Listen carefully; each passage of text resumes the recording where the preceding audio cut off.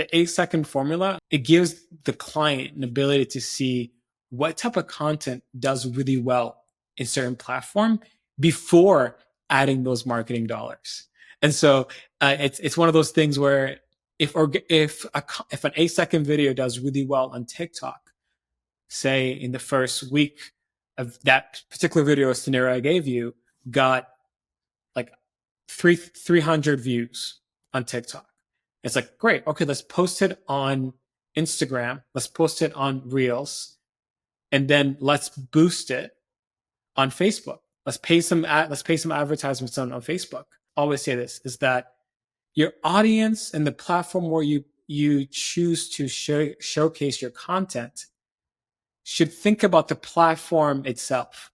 And so don't just post content that don't just repurpose content, but actually think about what type of content does well in certain platforms. And so the 8-second formula, it gives us the ability to play around and say, hey, instead of editing it being this, instead of it being, I'm gonna go back to the snare again.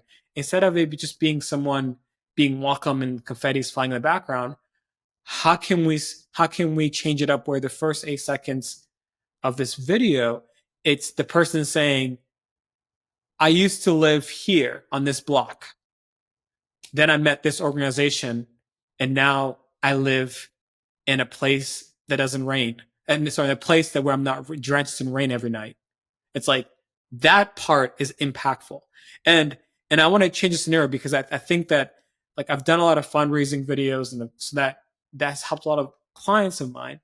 But the areas of where like I've seen the 8-second video help clients, it has been in areas of services. So if you're selling a service, and I remember I worked with a friend of mine who their whole model is recycling textile. So getting clothes donations and then reselling it in a store. One concept that I came up with, we had actually ended up implementing this, is to showcase this fact that every year, every American throws 82 pounds of clothing per year. And so that was the fact. I was like, how do we visually showcase this? That Americans are throwing away 82 pounds of clothing each year. What I did was I said, all right, let's get a cart, let's get a grocery cart, and let's fill it up with clothes. Just get like 3 or 4 different bags of trash bags and just dump the clothes into this food cart. And it's funny because I had kids. Kids were the ones actually throwing the clothes into this cart. And by the time you saw the fact come up, the clothes were overfilling.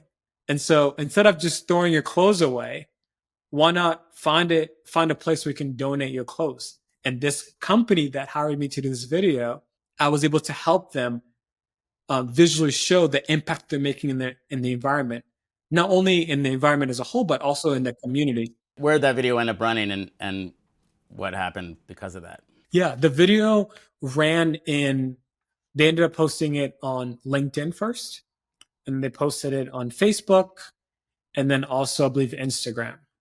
Within the first 2 weeks, that particular video saw like 3,000 views. And is this organic stuff? This is all organic. And so it was short enough.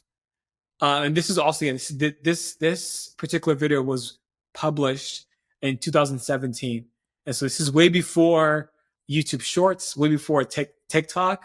And so thinking about that concept that, yeah, you can make the impact that you're making within the environment or your organization, you can visually make it so people can see and have a visual element of saying, wow, this company's making this amount of impact. I want to give my clothes to them, or I want to give my services to them. What age were you when you decided that maybe video was something you would do as sort of a profession? To be honest, I never thought of video as a profession. It was always something that I did, or I was around some amazing film directors, amazing award-winning photographers. And I found during high school, I found a lot of my time being spent on sets, being a PA, just helping out. And then one day, one of the directors doing a music video at a club, doing it was like a Sunday, and it was filming a music video. And the director was like, "Hey, can you take the 5D Mark II and just like do some behind the scenes shoots?" I was like, "Okay." So I ended up doing a lot of the behind the scenes shoots of that particular event. And then the director really appreciated and liked my lens, how I was able to capture and tell stories. And so I got brought on bigger sets. I want to give a huge shout out to my older brother, Vinny Mwano. He had a lot of his friends that went to Full Sail University, Columbia, and a lot of his friends were all creative, and a lot of them went into the production world. And so whenever they came back home during the summertime, they would have all this gear and all this aspirations of trying to tell really cool stories. If that's advertisements or that's a short documentary or long feature length film, and they would invite me because they knew that I would help out on set. And it came to me that I could become a full-time video and a marketer right after I graduated college. I got my degree in political science, which essentially has helped me. Well, my degree is in political science and a minor in international affairs. And I joke and tell folks that I use my degree every single day because of the analytical skills that I've gained within that particular science. And so when I graduated college, I was like, I don't want to go to law school. I want to pursue marketing and video strategy and storytelling.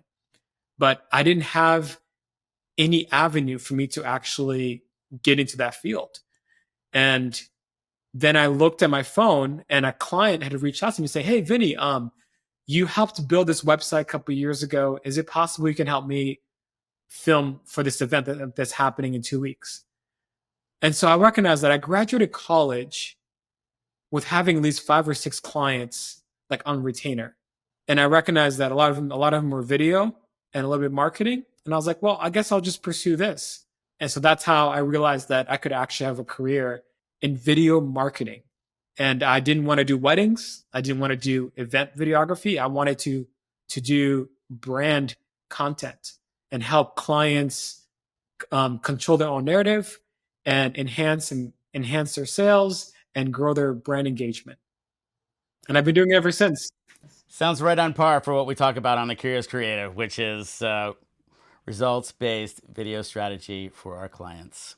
Vinny, it has been so great to have you on the Curious Creative today. I always give my guests the chance to say the last word.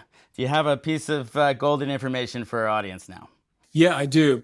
As the landscape of social media is changing rapidly, I want to encourage any brand that's trying to connect with their audience. And if you have a good email list, think about what does it look like to bring your audience into one room? What would it look like for you to engage and have your audience feel like they're part of your community in real life, not just in digital life?